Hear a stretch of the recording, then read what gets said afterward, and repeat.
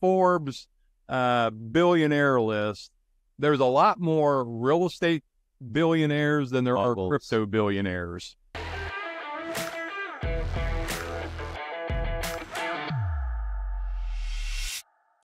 Hey there, everyone. Dave Barlow here with the gang from Sell for 1%. We got a special guest here this morning, Ryan Cochran, world professional rugby player who part-time does loans for NFL. Is that right?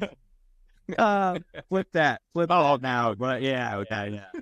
Full-time NFM mortgage consultant. There we go. And yes, part-time rugby player now. But used to be one of the best on the field. So it was a lot of fun to watch.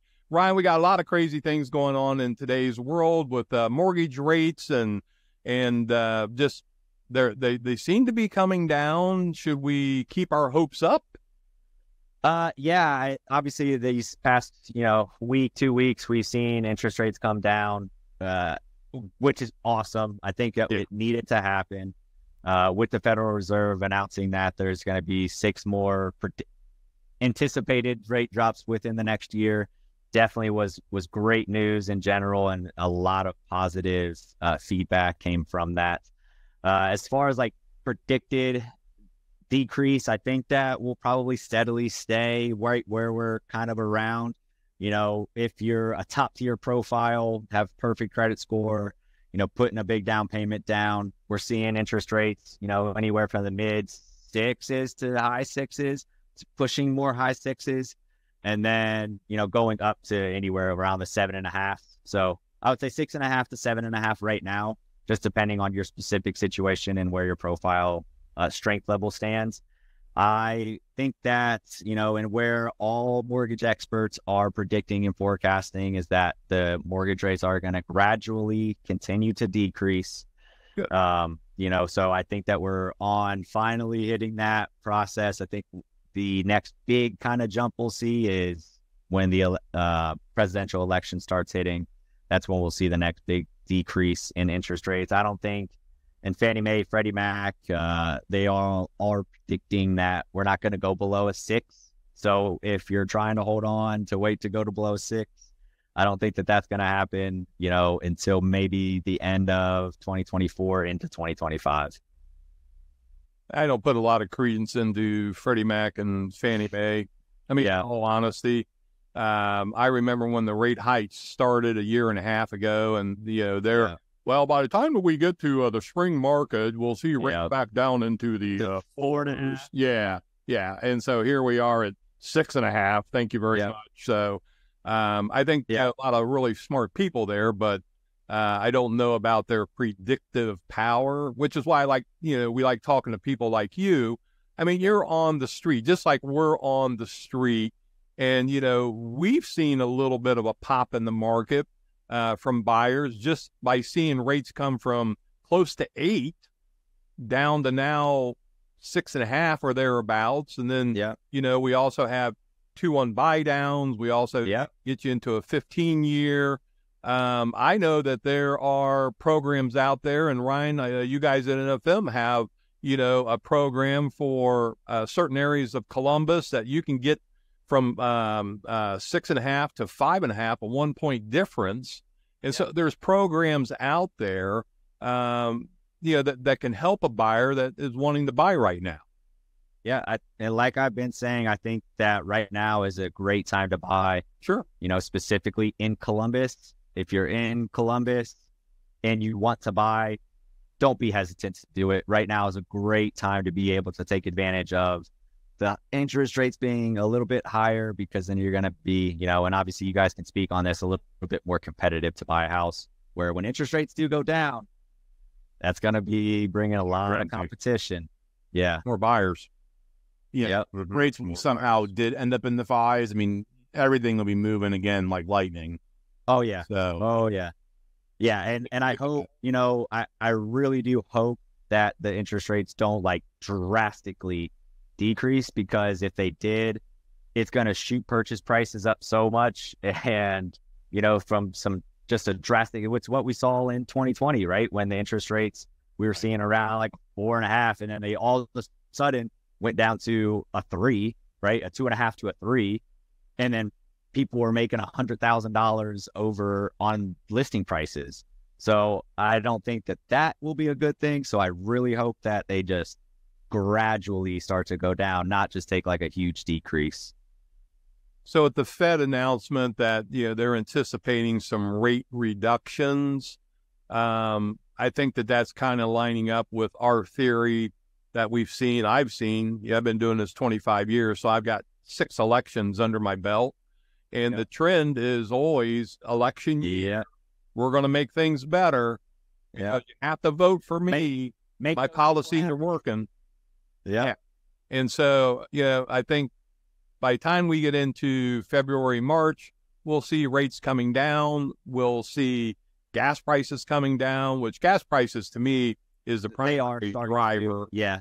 Yep. Exactly. Because it impacts trucking, and if it costs more to ship, a cantaloupe from California to Columbus, Ohio, well, then me as the consumer, I have to pick up that surcharge, which is in the form of fuel prices. So not to get all political and stuff like that, but I do think we will see, I would be willing to bet $1 that will be in the mid 5s by the time we get to mid-February. If we continue, with the first rate reduction, the second rate reduction, you're going to see mortgage rates come down. Yeah. I heard. Yeah, I think the signs start to point to that.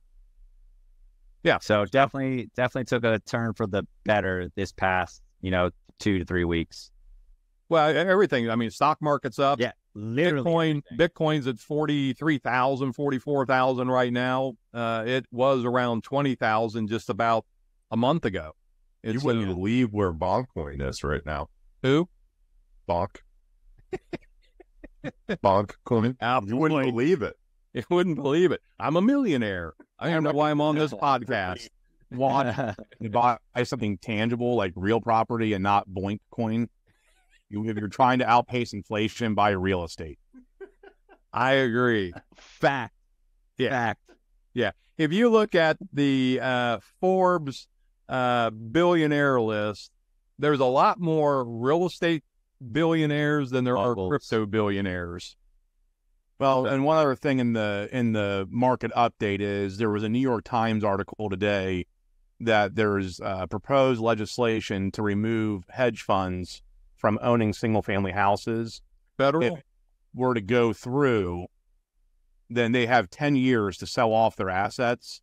And so, I mean, that would be a game changer for buyers' inventory as well. Yeah, that would be enormous. That may not be good for sellers, though. Probably not. I wish the government would quit messing around with that kind of stuff. Just leave it alone. This is tinker with interest rates, the price of money. We can centrally plan that, and we'll take care of everybody. I'm okay. It just depends. I think that I don't know. It's either near or there. That would maybe decrease the sale value because there would be a lot more, houses on the market to be able to purchase. But at the same time, you don't want corporations to control everything because that is just everybody is just going to rent then at that point. And then you're just paying 100% interest instead of, a 6.5%, 7% interest. So I think that it just needs to be a balance of everything. Just put a cap on it, maybe, that your corporation can own X amount of properties instead of just buying up everything. So it just needs to be managed. Yeah, I just like to say, the last time they tinkered, the government that forced the banks to, lend to everybody, we ended up in a 5-year debacle. Yeah. And, I understand. I'm a great believer in the old Ronald Reagan saying, the 7 most dangerous words in the English language is I'm from the government and I'm here to help. Yeah. Those guys don't do anything good. I mean, they just don't. So leave it alone. Let the market figure it out. And I think everything will work out in the end. But long story short is interest rates are down, which is good. Yeah. We do have a few more houses inventory-wise on the market here in Central Ohio in the Columbus MLS. about 3,300 active listings up over the past 6 weeks or so ago. We were around 3,000. And so we have we have a few more listings on the market. I think sellers are now starting to figure out that we're not in 2021 where you could overprice your home by 50,000 and expect for it to sell for another 50,000 on top of that. I think we are seeing a little more equilibrium. Interest rates, I think, have done that to a certain extent. And I do agree, Ryan, that if it was to drop, over the next 3 months, 6 months, whatever, by 2 or 3 points, get back down into the fours, that, you would see craziness. But I also think a lot of sellers are sitting on the sidelines as well because of why would I sell with a 3% interest rate and go buy something for 6.5%? Makes no sense. Yeah. So unless you're having a life change, you're moving, got a new kid on the way, or you become an empty nester or something like that. That's what I'm kind of seeing on the listing side, is that life change stuff. And that's continuously happening. So, all right, guys. Well, thank you for the discussion. It was very good. And it was a pleasure, fellas. Yeah. We'll get it all figured out for you out there in the podcast world. If you have any questions on lending, Ryan and NFM Lending has a whole host of products. They can fit you into about anything. They are a mortgage broker. They're not just tied to one product. Like I say, I know that even in certain parts of Columbus, that they can get you a 1% discount on your interest rate right off the bat. I've got a couple properties in those zones, and I know that those mortgage products are available. But that's just the tip of the iceberg. No matter what you need, Ryan's there. He can help you out. His name, information, everything's right here on the screen for you. And, of course, as always, if you're looking to buy or sell, give us a call here at Sell for 1%. Like, subscribe, ring that, click that notification bell. If you like this content, we send it out every week, and we like to keep you updated. But, again, if you have any questions, feel free to give us a call. Once again, guys, thanks for the good conversation, and we'll do it again next week. Thanks, guys.